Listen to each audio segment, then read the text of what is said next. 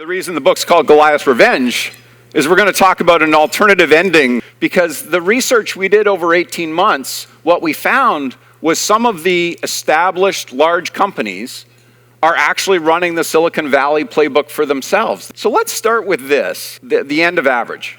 What's happening with digital at both the company level in an industry and at the individual level in a profession is that average is no longer really a safe place to be.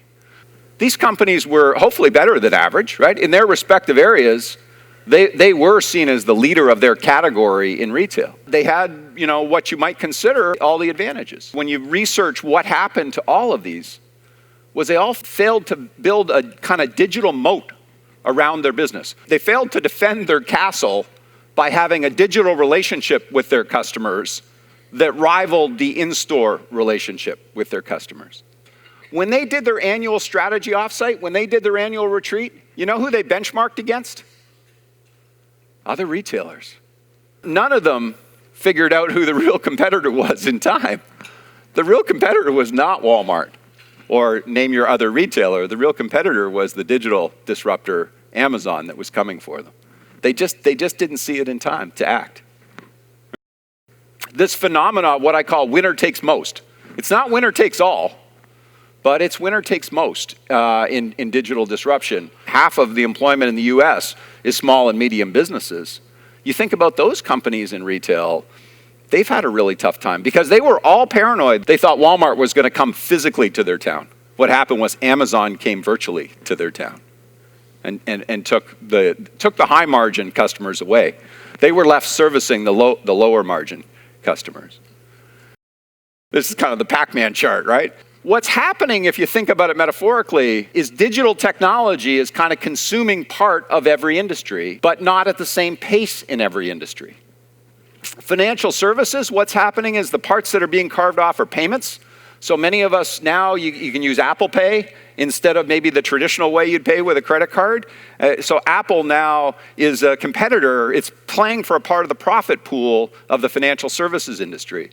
The high-tech industry was actually one of the very first ones to be disrupted. Who would have thought the world's best book retailer would become the leading IT services company on the planet? Amazon Web Services said, I've got an interesting proposition for you, Mr. Customer, infinitely elastic computing and storage. Basically had a very simple proposition. They said, well, whatever you need, we'll provide. The energy industry, there's a phenomena here, what I call categories in collision, which is the boundaries of an industry are shifting. So if you're in the energy industry, it was quite regulated and quite, kind of monopolistic in some ways. There was usually one utility that you could get service from. It's interesting, everybody thinks Tesla is a car company. What Tesla is actually doing in the energy industry is what will eventually be called microgrids. This is this idea that Tesla now has roofs that they'll put on your house that look just like shingles, but they produce power. They'll put a battery on the wall of your garage, which is basically the battery from a Tesla mounted on your garage for energy storage, and they'll sell you a Tesla. You have your own little power grid in your house. You think about if you're that regulated utility with like a 5-year planning cycle and a 3-year rate card. What do you become in that scenario?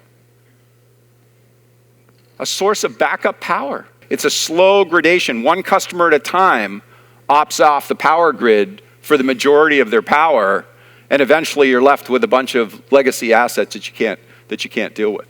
The transportation industry, if you're an airline right now and you think about who your competitors are, if you're Delta, you think American. If you're American, you think United. The problem is, again, they're not thinking about autonomous vehicles. They're not thinking about Google, or they're not thinking about a Tesla as a substitute for a short-haul flight. But it's going to happen. This is one that hasn't happened. It's on the right-hand side of the chart because it's a little bit later. It hasn't happened yet, but mark my words, it's going to happen. If you run a railroad today or you run an airline, you probably don't quite get it yet, that's coming. And that's not 10, 20 years from now. That's 5 years from now. You all are investors as well, right? Everybody's got a 401k. This is the investor view of this. Is if you go back to when the World Wide Web was born, which was around 96, these were the top 5 public companies by market capitalization. You basically had an industrial company, 2 oil and gas companies, a consumer products company, and a telco. And then if you jump ahead to now, the entire top 5 are technology companies.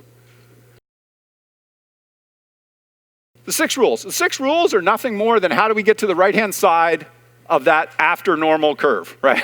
If it's a barbell distribution, it's an IQ test, we need to be on the right-hand side of the barbell. That's the only answer. And basically, they're structured around what, how, and why, right?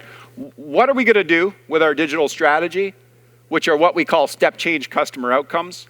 How are we going to achieve that? How are we going to become digital? If you look at the established companies that are winning, that they're running the Silicon Valley playbook for themselves, these are the only 6 things that they're doing. They're all doing different flavors of each, but it's only 6 things. It's amazing. Yeah, thank you.